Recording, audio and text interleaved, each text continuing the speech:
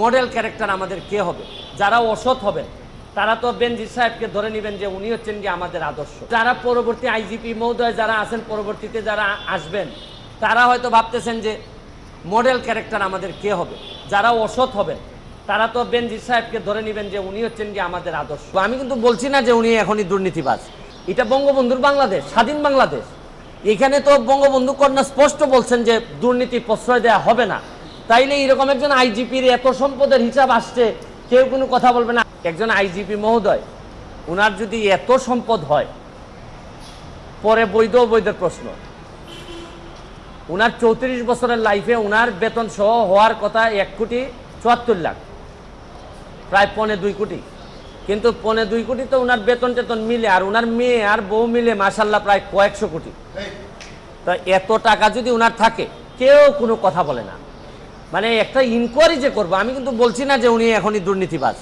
আরে ভাই, এত সম্পদের হিসাব আসলে একটা ইনকোয়ারির কথা বলবে না কেউ? আপনি দেখবেন যে 31 তারিখে রিপোর্টটা হওয়ার পর আমি কাউরে কথা বলতে শুনি না। সবাই মনে হয় যে একটা ভয় পায়, ভয় মারা যাবে, নাইলে তারে মামলা দিবে, তারে এই করবে সেই করবে। মানে কি?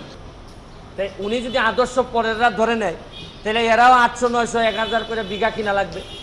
তারপর আসতেছেন নিচের যারা আসতেছে, যারা অসৎ, এর মধ্যে অনেক সৎ অফিসার আছেন, তারা কিন্তু অনেক বেশি ফ্রাস্ট্রেটেড হবে।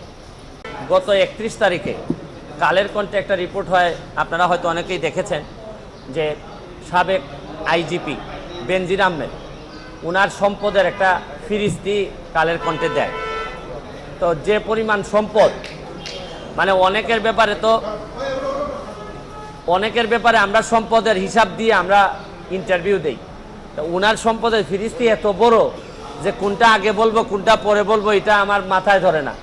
তারপর দেখলাম যে 800 বিঘা 600 বিঘা প্রায় 1400 বিঘা তো আছে গোপালগঞ্জের এদিকেই। তো আমার কাছে মনে হয়েছে যে এইসব অভিযোগ, তো এটা তো আর মনে অস্বীকার উনি করেন নাই যে এই জমিগুলো আছে। তো আমার এলাকায় আমি বলে আসছিলাম যে কিছু লোক আছে অনেক সময় যে জায়গায় যায়, কিছু পয়সা করে থাকলে একটা করে বিয়ে করে আসে। আর এই উনারে দেখলাম যে উনি যে জায়গায় গেছে মোটামুটি জমি জমার মালিক হয়ে আসছে। আর একটা বিষয় কি, যে